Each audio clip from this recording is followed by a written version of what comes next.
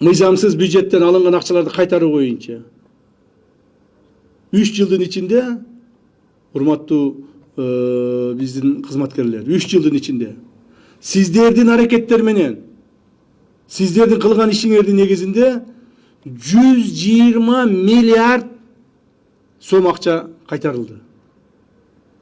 120 миллиард сом акча. Бюджетибиз 550 миллиард, билесиңер, быйылкы жылкы. Так, канча кумдөрдүн акчасы болот бул? Мына кумдөр канча акча берип атат, силер канча акча берип атасыңар. Бирок бул нерселердин бардыгы мурда деле болуп келген.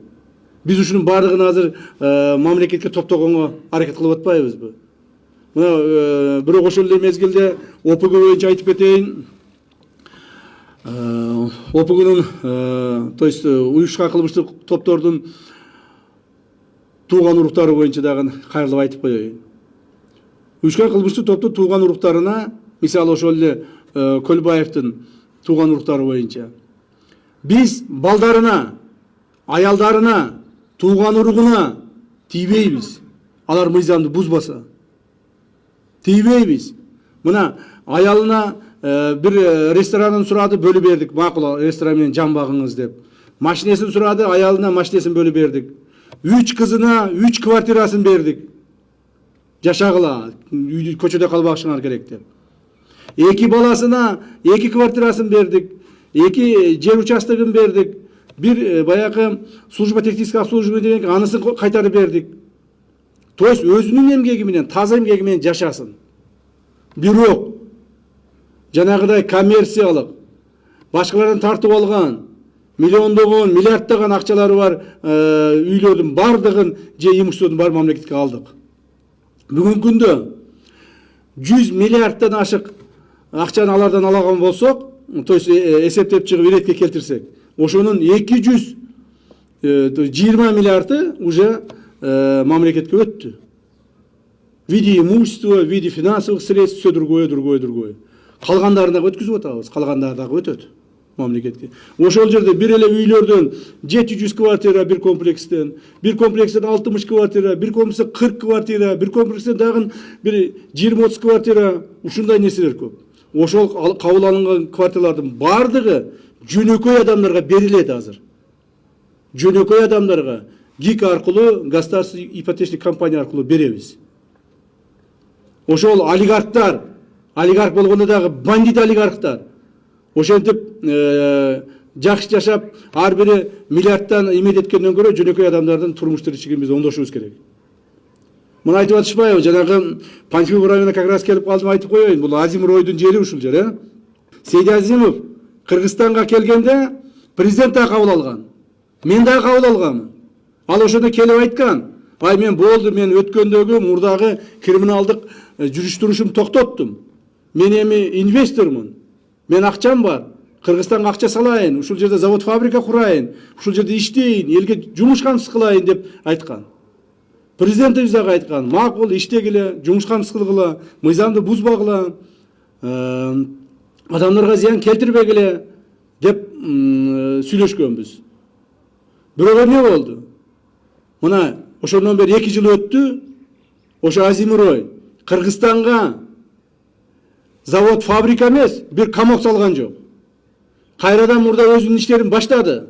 Элди талаптоноо, коркутуп үркүтүү, тартып алуу жана өзүнүн акчасын күчү менен укук коргоо органдарын, жергиликтүү бийлик органдарын, мамлекеттик органдарды сатып алуу фактыларын кайрадан баштады. Мына ошондо биз ага чара көрдүк. Бизге андай инвесторлордун кереги жок. Криминалдык инвесторлордун. Келип бизди кайра тоной турган инвесторлордун бизге кереги жок. Азим Рой ким болуп кеткенде дагы ал жооп берет. Мыйзамдын алдында жооп берет. Ушул эле маселени мына айтып атышат. Эмне үчүн анда Акылбек Жапаров тойго барса, Камчы Көлбаевдин апасынын тоюна барса, аны жазалабайсыңар. Акылбек Түмөнбаев Камчы Көлбаевдин жанагы похоронуна барса, аны жазалабайсыңар дейт. Мен айтып коеюн. Акылбек Сөнбеков Камчы Көлбаев менен да ушундай сүйлөшүү болгон. Муну да коомчулук билиш керек. Камчы Көлбаев менен дагы, Райым Матраимов менен да ушундай сүйлөшүү болгон. Мындан 3 жыл алдын биз бийликке келгенде айтканбыз. Коомго зыяны бар тийгизбегиле. Мыйзамды бузбагыла. Өзүңөр жашооңор менен жашагыла. Ушуга чейин тапкан акчаңарды элдин жыргалчылыгына жумшагыла деп шарт койгонбуз. Алар ошого макул болгон. Башында алып келип аларды камаганбыз. Алар ошо керектүү суммасын мамлекет төлөп берип, мисалы Матраимов менин эсимде бар, где-то 2 миллиардтай төлөп берди окшойт. Камчы Көлбаев дагы жок дегенде бир 1 миллиардка жакын төлөп берди окшойт. Так, төлөп беришип, кайра анан жашап атышкан, иштеп атышкан. Бирок акыркы 1 жылдан бери кайра күчөп кетишти. Акыркы 1 жылдан бери мурдагыларын кайра башташты. Кайра тоной башташты. Коркута башташты. Баягы эле өздөрүнүн мамлекеттик кызматтагы байланыштары менен мамлекетке зыян келтире башташты. Таможняга зыян келтире башташты. Мына Еркештам тарапты. Еркештам да бизде Кытайдан өткөн чоң пост бар. Ошол жерде Матраев кайрадан контроль кыла баштады. Өзүнүн жанагы таможниктерин коюп акча чогулта баштады өткөн машинелерден. Кой десек, эскертсек, мыйзам чегинде жаша десек, болбосо биз эмне кылышыбыз керек? Жалбарышыбыз керекпи? Андай болбойт. Биз мамлекеттик кызматкербиз. Биз мамлекет үчүн жашап атабыз. Мамлекет үчүн иштеп атабыз. Кудай буйрса, мен азыр ушул жерде турганда, пока я жив, не будет никаких против государственных деяний от имени ОПГ, коррупционеров и других. И этого я не допущу. Мына тире албай коюшту, биз аларды жазалап атабыз. Акылбек Сөбектин тойго барганы боюнча ал 5 жыл мурда барган экен. Айтып атпаймынбы? Вот Көлбаев менен мен деле таанышмын. Тааныш болгом. Мен деле жолукканмын. Акылбек Сөбек 5 жыл мурда тойго барган, ал тааныш болгон. Бирок мына 3 жылдан бери биз менен иштеп атат, эч кандай байланышы жок, эч кандай сүйлөшүү жок.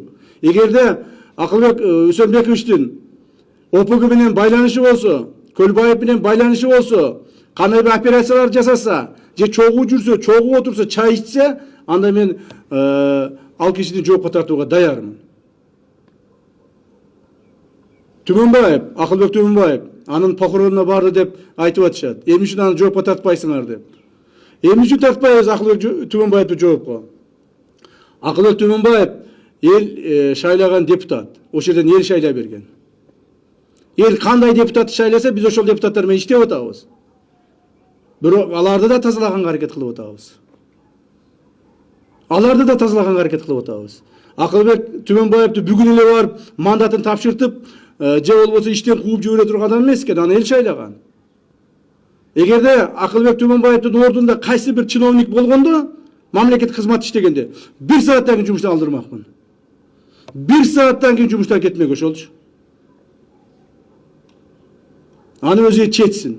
Өзүнүн оюна, өзүнүн как говорится, уят сыйытына коелу. Эгер өзү кетем десе кетип калса, өзү дагы жакшы болот. Жок, мен мындан арда иштейм десе, аны да өзү билсин. Бирок Акылбек Түмөнбаевдин бүгүнкү күндө ошол Көлбаев менен байланыштар чыга элек. Чыккан эле күнү мен кылмыш ишин козгоймун. Азырынча чыга элек. Эгерде Акылбек Түмөнбаевдин ошол Көлбаев менен байланыштары бар, кылмыш кылган маселелери боюнча маалыматтар болсо бергиле. Бүгүн эле кылмыш ишин козгойбуз, бүгүн эле начнем привлекать к ответственности. Ошондуктан эч кимге эч кандай мындай никому никаких пощад не будет отныне. Не будет. Особенно государственным чиновникам, которые имеют связи, устойчивые связи с ОПГ, коррупционным деянием и все другим. Вот вчера было снято с должности первый заместитель губернатора Вольской области. Взято под охрану, под стражу мэр города Узген. Так, и дальше больше. Таким образом мы наведем порядка, ребята. Мы вместе с вами наведем порядка.